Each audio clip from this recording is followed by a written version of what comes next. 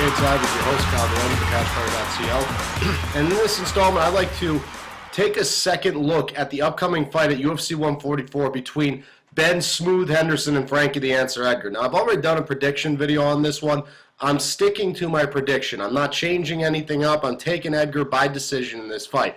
However, what I would like to do in this video, obviously I'm going to take a second look. What I'm going to do is I'm going to break down a couple of categories that give each fighter the edge, say which fighter has the advantage in each category, and then I'll just wrap it up. So the four categories that I do have is striking, grappling, toughness and heart, chin. Those ones all apply. And the last one being experience. So those are the four categories that I have. I'm going to just break each fighter down in each category, give the one fighter who I believe has the advantage in each category. So that's what I'm going to do. So the first category that I'd like to go over is striking. Now, you have technically sound boxing from Frankie Edgar, very in and out boxer, very dodge and weave type, move around, pop back in the pocket, let your hands go, throw combinations, use your speed, okay, and control the octagon, really, with his boxing. That's exactly what he does. And you have Ben "Smooth" Henderson, who's very much a brawler, if you want to say. I mean,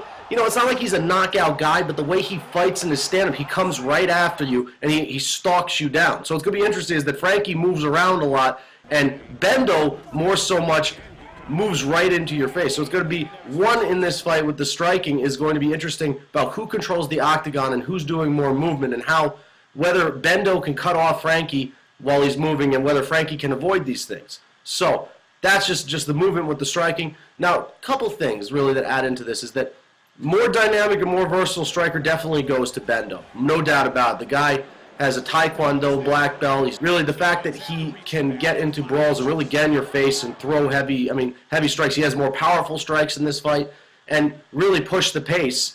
That's a big advantage for him, at least in the striking department. Now, big advantage for Frankie also is that Frankie's got very quick hands. His way he controls the octagon is a huge advantage, and really just the fact that he can throw combinations and really pick his spots is a huge advantage. And the one thing I'll always say is that, you know, I like fighters that are dynamic and can use every available asset that they do have, whether it's legs, hands, elbows, knees, you know, being a more dynamic and versatile striker. But at the same time, you know, I believe having one strong weapon in your arsenal, at least in the stand-up department, trumps dynamic striking any day. So my striking edge in this fight will go to Frankie Edgar. In the grappling department, now this is a tough one, is that both guys have backgrounds in wrestling, both very well-accomplished wrestlers. But here's the thing in this, is that Frankie Edgar's wrestling is getting overlooked. Let's not forget that he helps coach the Rutgers wrestling team. He is absolutely incredible wrestler, but the thing is that he's being overlooked is that he hasn't relied on his wrestling simply because his striking has come such a long way that he hasn't had to really bring the fight to the ground. He really chooses where he wants the fight to take place, and that's on his feet because he is a very good striker. He's boxing his improved leaps and bounds, and he can dictate the pace on his feet. And also, you know, he has wrestled with some of the best, but not a lot of his fights have turned into wrestling matches because simply that he's very squirmy, he's very hard to get a hold of, and his boxing makes it very difficult for people to get a hold of him because he is constantly moving. He doesn't just stand in the pocket and trade punches and allow you to get a double and single. He gives you multiple looks in and out of the pocket. So whether you can time a single or a double leg takeout, try and get Frankie in the clinch, it's difficult. He's very slippery. So, and that has a lot to do with his speed as well. So that's really what I have for Frankie. But I really feel his wrestling is getting overlooked, is that Frankie has been able to take down some great wrestlers, Gray Maynard, BJ Penn. You know, we've seen this countless times in a lot of fights, but really is that we've seen people try and take him down, but he's right back up, and then he moves away from you, and he dictates the pace. So that's really Frankie Edgar's ground game, but he's more than capable of wrestling in this fight. So I'm not discrediting his wrestling at all in this fight. I don't think it's a disadvantage at all. But the thing is that he's not the bigger guy, you know, and obviously size is I think technique is very important in this sport, but you know what, size does play a factor. And this is where Ben Henderson's ground game comes in, is that Ben Henderson is the bigger guy in this fight. He has the bigger frame in this fight. He's the taller guy in this fight. And really, the thing about Bendo is that, you know, people are crediting his wrestling a lot, and very much so, is that we've seen him face guys that are very skilled wrestlers. Look at Jim Miller. Jim Miller's a skilled wrestler, Brazilian Jiu-Jitsu guy, and he had his way with him. He literally bullied Jim Miller and did whatever he wanted with him and controlled him on the ground. And the thing is, the big factor in his grappling department is, one, Bendo's ground and pound is a lot better than Frankie Edgar's. Frankie Edgar will take you down, work a couple of strikes, but he doesn't posture up like Bendo. He does not lay down the heavy strikes like Ben Henderson does either. And also, Frankie Edgar has submissions on his resume, but Ben Henderson has 8 submission victories. And, not to mention, even though it's not really applying to his ground game, he does have a very good guillotine choke that he can implement, and he dominates guys, with his size and his ability to match. Like, really, he takes a good wrestler's game, he matches it tenfold and sticks it right back in your face. We saw this so many times in his fights, dominating Guida, dominating Jim Miller. It's just, he's really never been out-wrestled. I think that's the best way to put it. Bendo Henderson's been very comfortable in the wrestling department.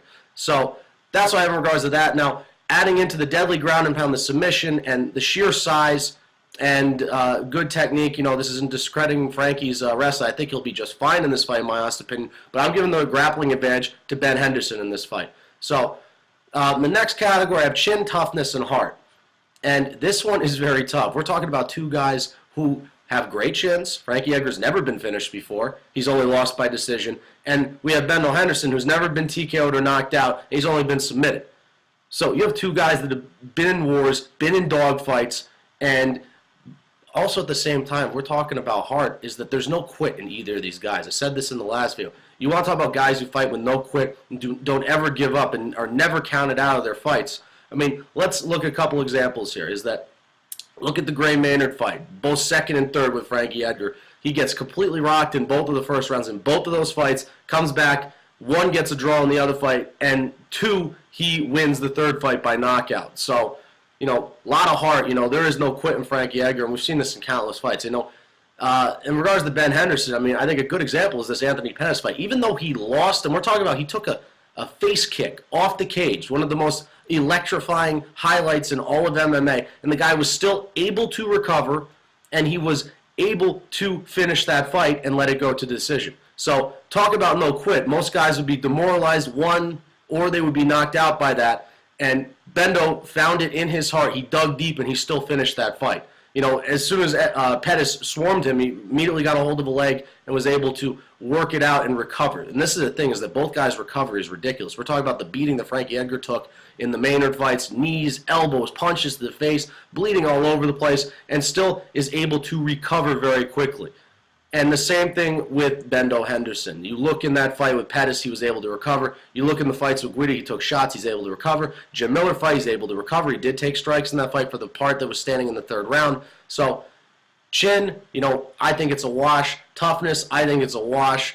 And in regards to heart, I think it's a wash. In my honest opinion, I'm calling this one a wash. I'm calling both fighters being dead even in this category. And that brings me to my last category of experience. Now, here's the thing, is that Ben Henderson, he's the former WEC lightweight champion. He's been a champion before. He's defended his belt once against Donald Cerrone, and then he lost his belt to Anthony Pettis. So he's seen it all before, okay? So he's seen it all before. He's been in the title fights, but it hasn't been, and this is no discredit to WEC, a great promotion, but we're talking about being really in the cream of the crop, in really the center stage at UFC 144 in Japan.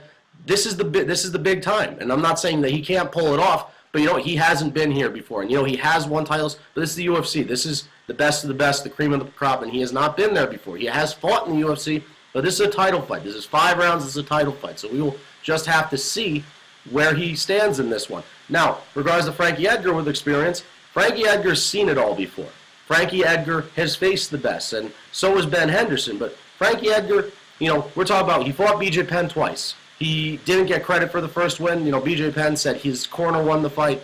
He comes out in the second fight, completely dominates BJ Penn. Then he has the fight with Gray Maynard, comes back. He almost gets knocked out in the first round, comes back, gets the draw. Very controversial decision, and Maynard's like, I won the first. It was 10-8. And, comes out in the third fight they have and knocks him out, even after taking a beating. So Frankie Edgar's seen it all before. And the thing also is that a lot of people are giving Ben no credit, like, Frankie is always the underdog in every single fight. And that's what I mean, where he's seen it all before. He's defended his title 3 times, and he's the underdog in every single fight. And I believe he's the underdog going into this fight. Ben Henderson is the toughest competition he's faced And that's not discrediting BJ Penn or Gray Mayer. They're both great fighters. But Ben Henderson is a very scary wrestler that he's never been dominated before, really, at least in the wrestling department. So how Frankie can handle that. But he's been the underdog before, and he's seen it all before. So in the end, I'm going to give experience to Frankie Edgar in this fight. So that's striking to Edgar. I give grappling to Bendo. I call it a wash in toughness, chin, and heart. And I'm giving Frankie Edgar the slight advantage in the experience department. That's what I have for this edition of the Cage Side Couch. This is Kyle Delaney signing off. I'm out of here.